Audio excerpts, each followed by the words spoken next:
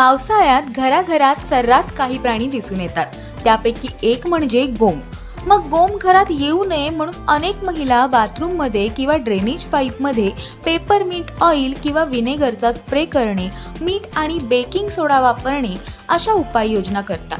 तरीही घरात गोम दिसत असेल तर काय कराल ते जाणून घेऊया. Peppermint oil.